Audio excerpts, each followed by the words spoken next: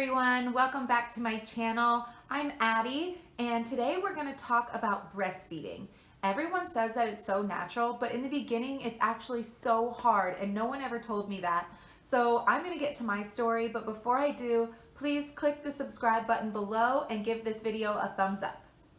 Okay, so I think that I might just give you the summarized version of my story because I could probably talk for days about it. Maybe I'll do another video in the future. If I do, I'll link it up in the cards. But I have two girls. I have a 3-year-old and a 6-month-old. My 3-year-old, I nursed her from birth until about 18 months when I got pregnant with my second.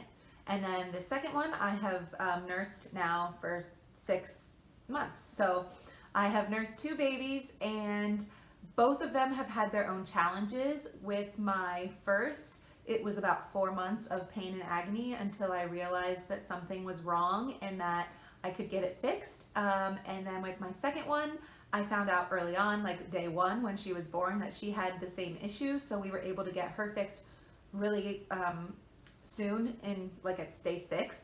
So what they had was a severe lip and tongue tie, which caused them not to be able to eat correctly, which caused severe pain for me, and just a horrible nursing journey to begin with. So eventually, when we have got both of them revised, we've had a much more pleasant experience, and it actually is enjoyable now, and I really enjoy the bond and just spending time together and the closeness and how much I feel needed and how much I feel that I get to connect with my girls on a level that other people can't. But it is really hard at the beginning, and especially with my first, when I had no idea what to expect and people didn't tell me anything, that was like extremely mind-blowing. So I'm going to share with you a couple of those things that really just surprised me about breastfeeding. First, I had no idea that your milk doesn't actually come in right away. So when you're in the hospital, you have something called colostrum, and it's something you can feed your baby with. In fact, it's like super important. It's like liquid gold. It's the stuff that's going to help your baby grow, but it's not actually milk. And a few days later, 3, 4, 5 days later, your milk's going to come in, and my goodness, your boobs will be so big and so full. You'll be so engorged, like they feel like you want to explode, and there's like no relief until baby eats. They can be like rock solid. It actually can be pretty painful if you don't get them relieved. So that was really surprising to me.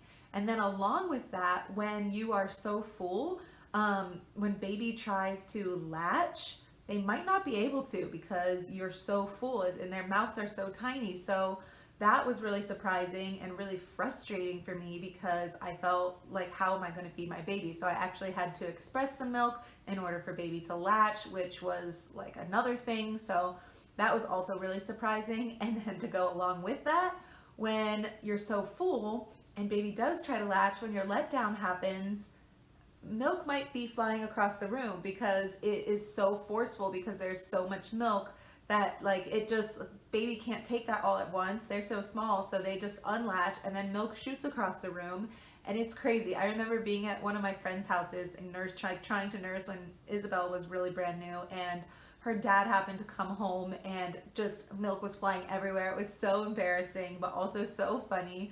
Another thing that surprised me was how much you might leak. Like, different women leak different amounts, I think, but apparently I leak just like a ton.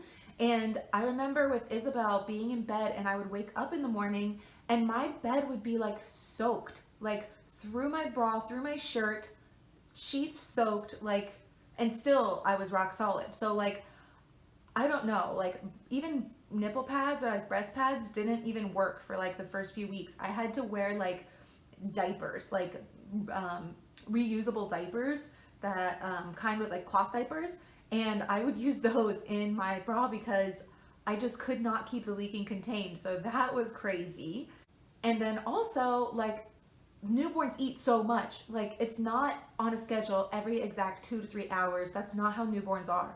So it's like you feed them and you can put them down, and then suddenly they're hungry again, and then it like just happens. And then sometimes you get a 2-hour stretch and you're like, that's awesome, and then you get another 2-hour stretch, woo, and then like 3-hour stretch, and then all of a sudden they're nursing like back to back to back again, and you don't know what happened. So every time you think you have things figured out, babies change, and I don't know, but I can't tell you how often I just like walked around with my shirt open because baby was just eating so often. And I'm using the word baby, but I mean like Isabel or Juliana, but I like am thinking about them at different times, so I'm just calling it baby, her baby. But anyway, another thing I had no clue about was that your letdown is like a thing. Like I didn't know what that meant before people told me, but so when baby latches, they start sucking and they get some milk, reserved milk that's kind of there.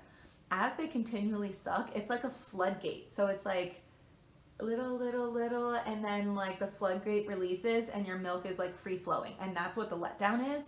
And I didn't know, one, that that was a thing, that there was a thing called a letdown, and two, that your letdown can like tingle. It like kind of feels weird. Like you kind of know when it happens.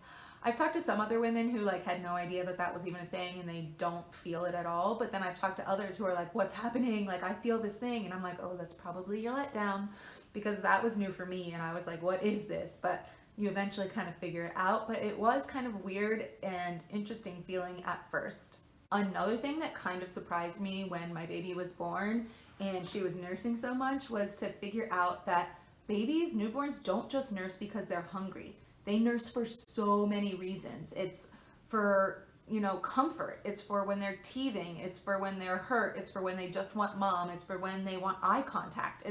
There are so many reasons why baby might want to nurse, and that it would be why they're not nursing, at a steady 2-hour interval. But that was really surprising for me because I guess I just thought like that's their way of eating, so that's when they will nurse, but that's not always the case. Like they nurse for so many different reasons, and that was really surprising to me.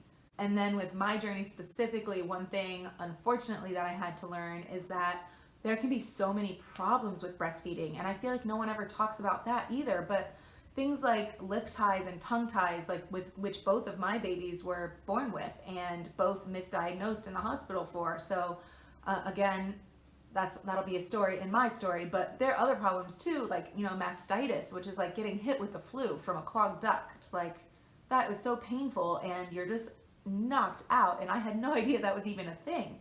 And then there's thrush and pain and just so many other things that can happen with breastfeeding and problems that I had no clue about. So that was something I definitely wanted to mention, because you should definitely know that those things can happen.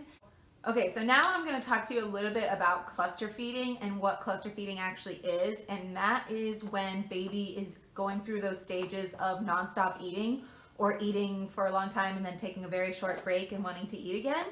And it's basically when baby does that, they're doing that to increase your milk supply. The breastfeeding is like a supply and demand. So the more they nurse, the more milk they make. The less they nurse, the less milk. So if they want X amount of milk and you don't have that, the only way for them to get more is to nurse more. So as a newborn, that's really normal because they are just growing at such a rapid pace.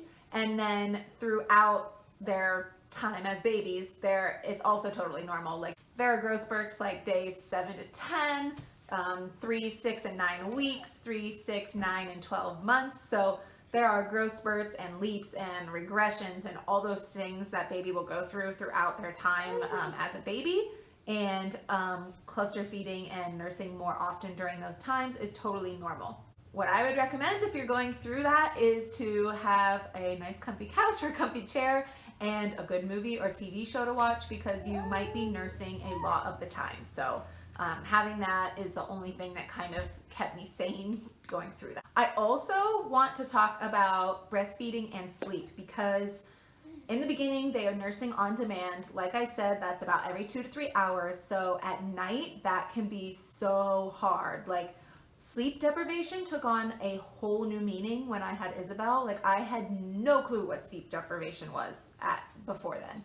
And when you're waking up every 2 to 3 hours at night, it's just so exhausting. And one of the things that made it a little bit easier for me was to come to the realization that babies' frequent waking and nursing actually helps decrease the risk of SIDS. Because by nursing so often, they're keeping their blood sugar up, which helps them, not sleep too long and not get enough to eat and possibly run into SIDS or have other complications.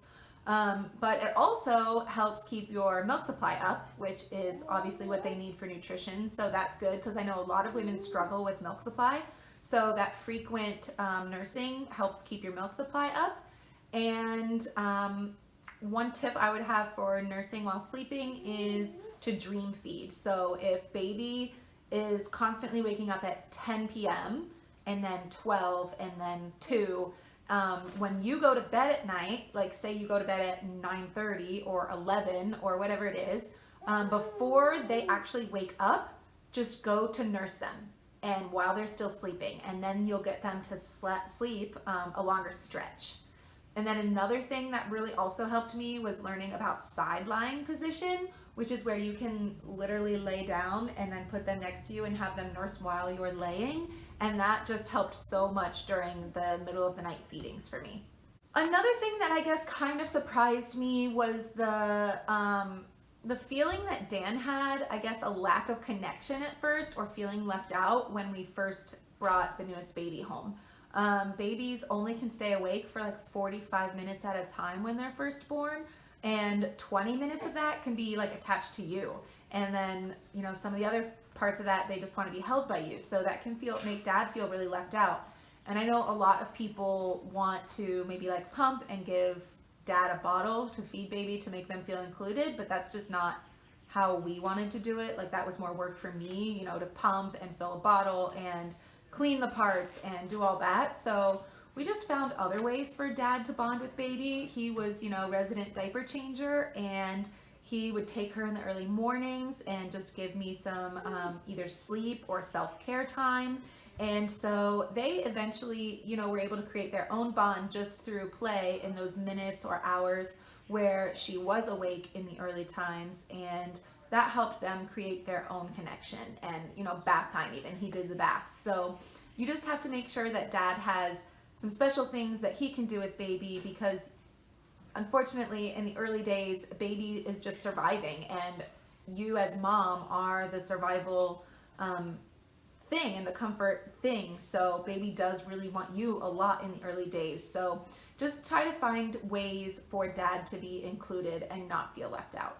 The last thing that I will talk about today is nursing in public, and that's a topic that is kind of like taboo, which I didn't know before having a baby that was like such a hot topic. But for me, I personally feel like if baby is hungry, then you should feed baby, no matter really where you are.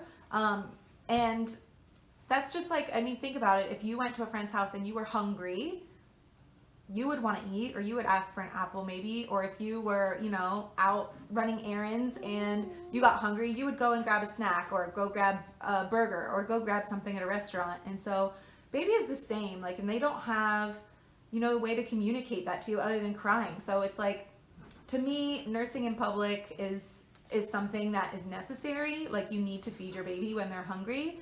If you don't feel comfortable, then that's fine too. But I will just note to you, because I found it interesting when I was trying to figure it all out, because it was such a taboo topic, that in all 50 states and Puerto Rico and DC and the Virgin Islands, US owned territories, it is 100% legal to feed your baby in public. Despite what other people might tell you, if you look up the laws, it is 100% legal everywhere. If you are allowed to be there with your baby, you are allowed to nurse there. And if someone tells you otherwise, you can ask for a manager or ask for someone, and you actually can take legal action if someone is trying to pressure you to leave or do something other than that. I wouldn't say it's worth it to do that, but you do have that right. It is your legal right to do that. So I just thought I would share that in case some of you are struggling with nursing in public. Okay, so that is what I have for you today. I hope I didn't scare you or anything about breastfeeding, because it actually is 100% wonderful, maybe 99% wonderful, because there is some annoyance and not getting your body back, and all those things that kind of come along with having another person attached to you. But in general, it is amazing, and I do love the bond. And after you get past that newborn stage, it gets so much easier and so much more enjoyable. As they get older, things kind of change a bit, when they're older babies like 9, 10, 11, 12 months old.